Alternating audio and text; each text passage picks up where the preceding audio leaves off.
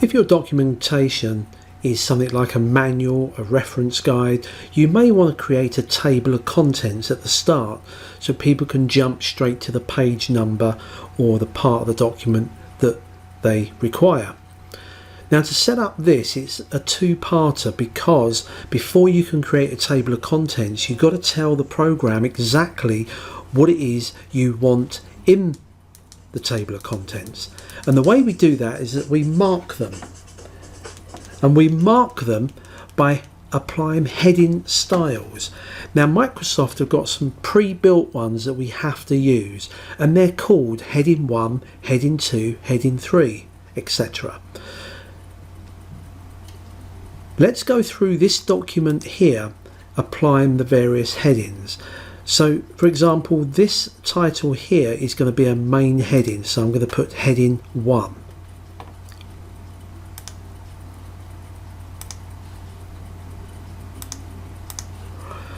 I then want to be able to apply a heading 2 here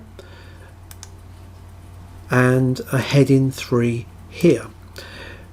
A heading 3 here. Now, I'm just going to go through and quickly do some of these, but this is what we're doing. We're tagging all the items that we want to appear in our table of contents.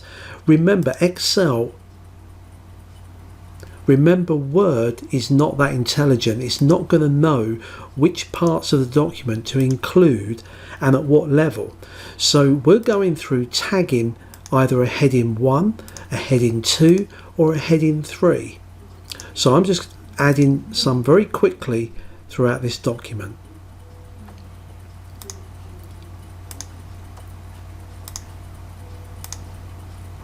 Now, of course, you can either do this after you've typed a document or at the beginning. So I've gone through, marked off what I want to appear in my table of contents. I want to put this on a new page at the start of my document. So I've gone to the top of the document.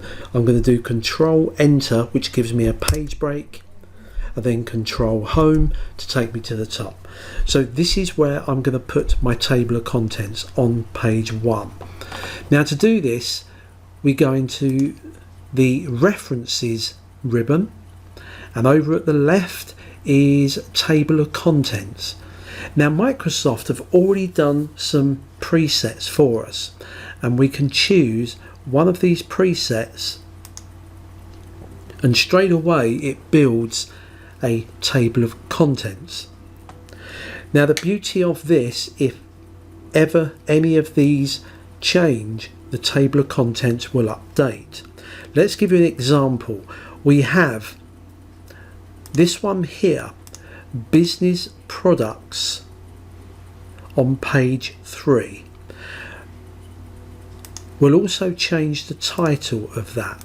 So if I go down to page 3, and there's my Business Products, if I change that title, Business New Products, and also decide that I want this on a different page, so let me just press Control Enter to do a page break.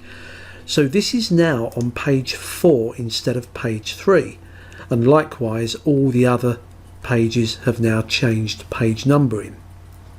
If we return back to our table of contents, nothing's updated, and that's because if I click on this, you'll see there's a button called Update Table.